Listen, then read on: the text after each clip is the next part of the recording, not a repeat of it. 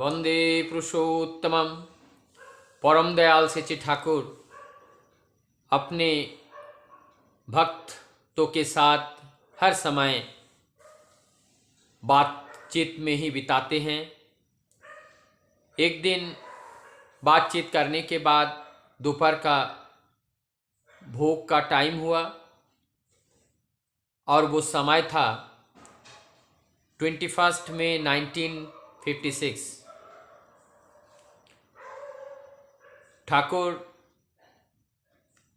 जी भोग के लिए उठते हैं और दोपहर का भोजन करते हैं। उसके बाद ठाकुर जी विश्राम के लिए जाते हैं और ये दिन भी एक बहुत ही यादगार दिन था कि उस आश्रम में और वही जो जामुन के पेड़ के नीचे वाला जो घर है वो बनाया गया था एक तरीके का एयर कंडीशन की तरह। और ठाकुर जी के जो भक्त थे वो लोग उस रूम को और ठंडक देने के लिए कलकत्ता से कुछ डिवाइस लाए थे और उन भक्तों की बड़ी इच्छा थी कि ठाकुर जी को यहाँ का जो रूम है इसको हम एयर कंडीशन बनाएंगे। तो परम दयाल ठाकुर चाहे कितना भी कष्ट हो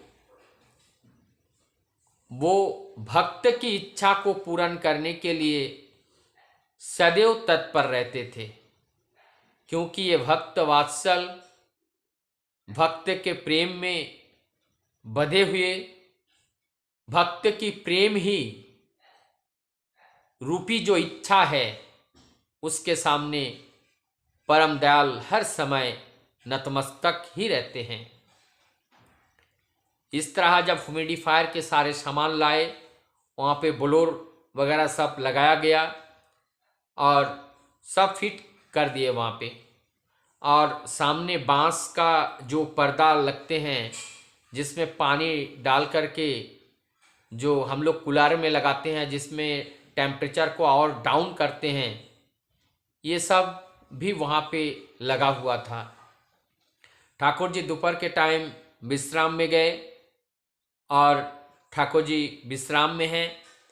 इधर आसमान में काला बादल छा गई और शाम तक मौसम और ही बिगड़ता जा रहा था।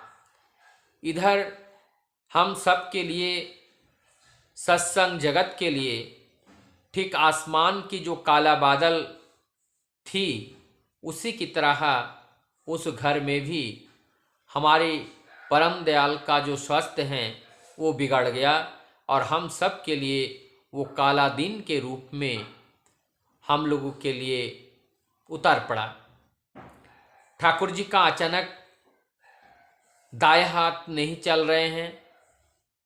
ठाकुर जी ने इशारे से बड़ो माँ को बुलाए, बड़ो माँ दौड़ते हुए आए, फिर बड़दा को बुलाया गया, फिर डॉक्टर प्यारीदा को बुलाए गए और जितने भी छोड़दा को बुलाया गया, सभी दादा लोग वहाँ पे उपस्थित हो गए और ठाकुर जी का स्वास्थ्य बिगड़ना शुरू हो गया। और ये सारी चीज़ देखते देखते सुबह के समय कलकत्ता से भी कई डॉक्टर, एक डॉक्टर थे डॉक्टर तापुस दा, डॉक्टर चौधरी दा, सभी दादा लोग को बुला लिए और बुलाने के बाद ठाकुर जी का ट्रीटमेंट स्टार्ट हो गया और सभी भक्त लोग व्याकुल थे। पूरा आश्रम स्तब्ध था। ये 1956 का जो ये घटना था ये बहुत ही दर्दनाक था। बड़ो माँ ठाकुर जी की देखभाल के लिए निरंतर ठाकुर जी के पास से एक सेकंड के लिए भी बड़ो माँ वहाँ से हटती नहीं थी और कुछ अन्न भी नहीं ग्रहण कर रही थी। बड़दा ने आकर के जब बड़ो माँ से अनुरोध किया, अनुरोध करने पर नींबू का पानी और थोड़ा पान यही बड़ो माँ का आहार रहा।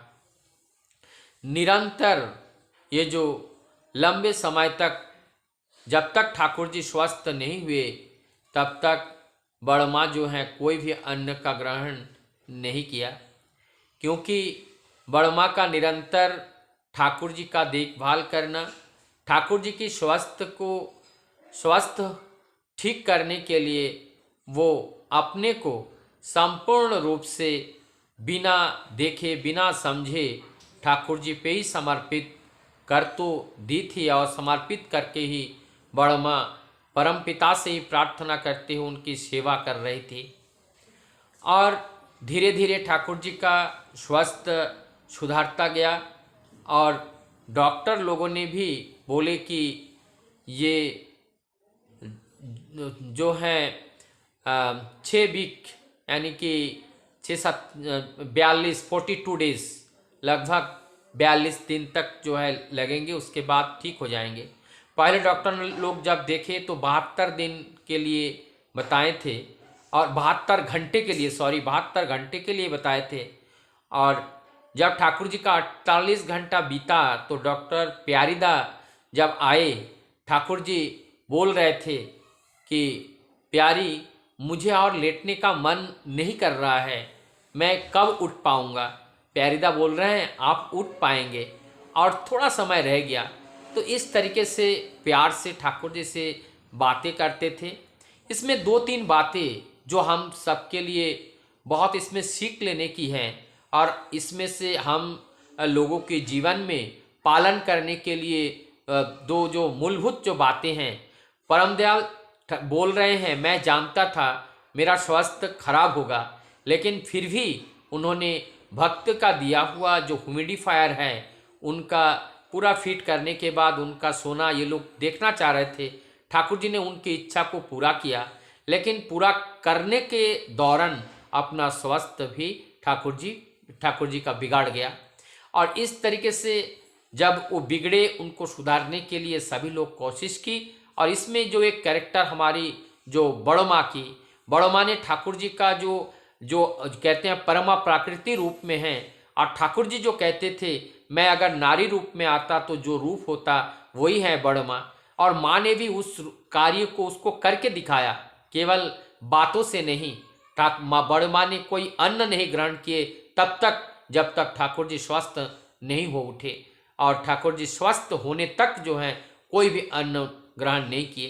तो ये एक जो सती नारी, जो सत नारी जो हम लोग बहुत सुने हैं, जो सती सावित्री का नाम हम लोगों ने सुने हैं, दैवंती का नाम हम लोगों ने सुने हैं, और हम लोगों ने जो बेहुला के नाम हमने सुने हैं। तो बहुत से नारियों की हम लोग माँ सीता माँ के बारे में हम लोगों ने सुने हैं। तो ये जो हमारी जो ये माँ है जो श्री बड़ो माँ है, और उसी के क्रम में ये बड़ो माँ का भी जो जीवन है वो परमा प्रकृति के रूप में, और प्रकृति के जो रक्षक हैं, जो स्वामी हैं, वो परम पिता, वो परम पुरुष, वो पुरुषोत्तम, उनकी रक्षा के लिए ही सदैव तत्पर रहती हैं। जैसे नारायण की सेवा लक्ष्मी निरंतर करती रहती हैं, उस प्रकार से हमारे बड़ो माँ हमारे ठाकुर की सेवा के लिए सदैव तत्पर रहते थे। यहाँ तक कि किस समय क्या भोग लगना है, क्या ठाकुर जी पसंद करते हैं, ठाकुर जी की शरीर कैसी है, ये सारे चीज़ के बारे में, ये लक्षण है, ये कैरेक्टर्स हैं। तो माँ का जो जीवन है, माँ को जीवन को देख करके हम लोग सीख ले सकते हैं कि किस तरीके से हम लोगों को हर चीज़ हमारी पारिवारिक जीवन में एक दूसरे के प्रति कितना नज़र रखना जरूरी है। माँ ने इस कैरेक्टर को खूब बेखूबी से निभाया है, जो हमारी इस समस्त जगतवासियों के लिए उन्होंने एक प्रस्तुति जो है हम लोगों के चिरंतन के लिए, सदैव के लिए, ये एक सीख लेने की ज़रूरत हम लोगों को इसमें है।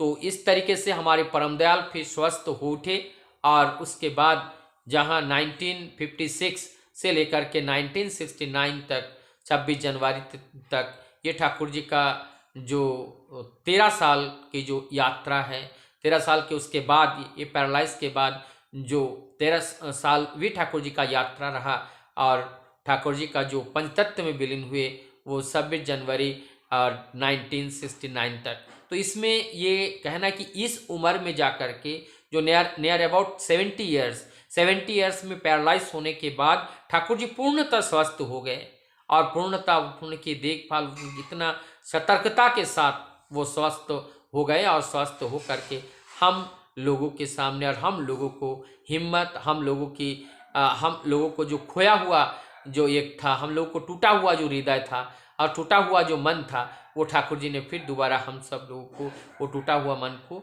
जोड़ दिया।